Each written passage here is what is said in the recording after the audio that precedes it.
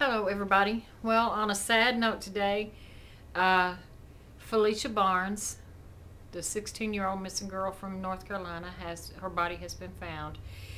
She is the one, if you remember, that went missing, I think right before Christmas time, that she had gone to Baltimore to visit her stepsister. And while she was there, they said that her stepsister allowed her to drink, to smoke weed, and said that there was a lot of guys coming in and out of her stepsister's apartment. All this was said by her, I think, her mother. Now, her mother said at first she did not want Phylicia to go, but Phylicia wanted to go, so she did let her go. And they found her body in Maryland in a river. I don't remember the name of the river, but it was right down from the dam. And a couple of miles up from where her body was found, there was the body of a man that they said was approximately 6'4" and weighed a little over 200 pounds. And they're not sure right now if those two are related incidents, but they do believe that they are. They do say that, according to the reports, that what am I trying to say? The scent, the dogs that tracked her scent. In other words, they said she did not walk out of her sister's apartment. The dogs lost her scent inside the apartment as far as walking goes. She did not walk out of that apartment, so apparently she had to be carried out.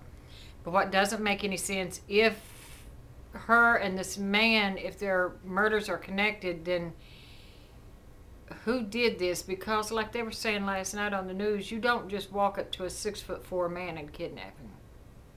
You know, somebody would have had to have got him from behind, or maybe shot him and killed him first, or whatever. They're not saying as of right now what their manner of death was, but they did say that the one basic way they identified her before the coroner, gave the positive ID, was from a tattoo on her leg, matched one that Phylicia had, which to me means she had been in the water for quite some time, and it's been real cold, so I don't think she had been dead anywhere and decomposed and then they threw her body in there. Whoever did it must have thrown her in there as soon as she was killed, because her body had been apparently preserved pretty much in the cold water. And that's a shame.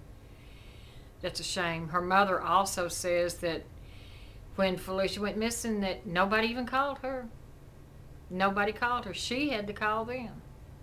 And then that's when they said, well, we don't know where she's at. And that's a shame. The first person you call would be that child's mother. And there's something funny about the stepsister saying that and taking it just so casually when it first happened. I think there's something more that meets the eye here. I think something was going on inside that apartment, and I'm not sure what it is, but it all stems from the step. I'm not saying it has anything that the stepsister had anything to do with it. Excuse me, but she's going to end up knowing the people that did it. It was somebody in that apartment, and if it's somebody in that apartment, somebody her stepsister knows. So I wonder if the stepsister's apartment has cameras and stuff around where you can see activity of people going in and out. I don't know. I'm sure they probably already looked into that. But another thing on the news this morning that I was listening to, and the world just gets crazier, and who's running the world?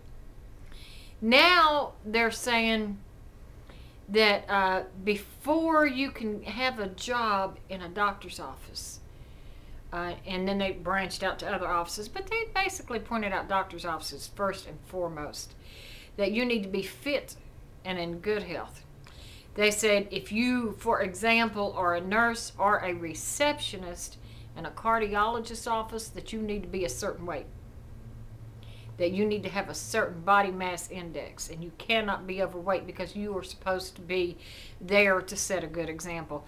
I did not think that the secretary was there to set a good example. I thought the secretary was there to take appointments, to take phone calls, and to check you in and out. I didn't know she had anything to do with being an example. And then they say if you're a trainer at a gym that you can't weigh 300 pounds. Well, what if you're big and buff and you weigh 300 pounds? And it's getting ridiculous. And then they're saying in a doctor's office, if you're overweight, that you shouldn't be out front, that you can work in the back office. Isn't that kind of like, putting somebody in the back of the bus again?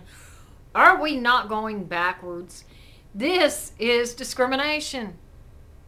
It's discrimination. And what about the one state, and I've not heard anything else about this, but I think I did a video on this, that they want you to pay a fat tax. If you're overweight, then you have to pay a $50 fee. Now, how often you would have to pay that fee, I don't know.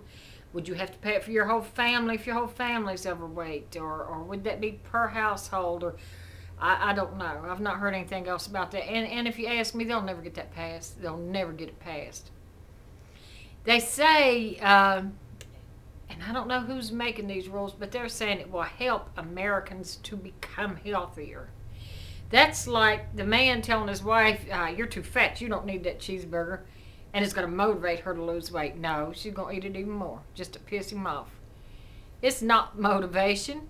And it pisses me off to think that, who can you trust if you go, let's say when I go to my cardiologist's office, is there going to be a skinny woman there? Is the nurse going to be skinny? Is she going to be as trustworthy as an overweight nurse? Is she going to be as educated as that overweight nurse?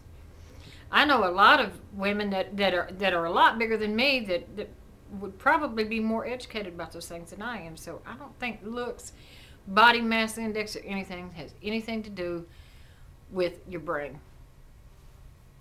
Besides, there are a lot of medications that people can take to make them gain weight. Some people have thyroid problems that cause them to be big. Diabetes can cause you to be big. Does that mean you can't have the job? Because, that's, again, discrimination. It's not fair and it's not right. But anyway, I just wanted to drop in and talk a little bit about Phylicia Barnes. And they haven't really said anything else on the news, too much about it. I posted a piece to my Facebook, but I'll post more when I get it, and if I hear anything else. And so I guess that's going to be it for today. And until next time, bye-bye.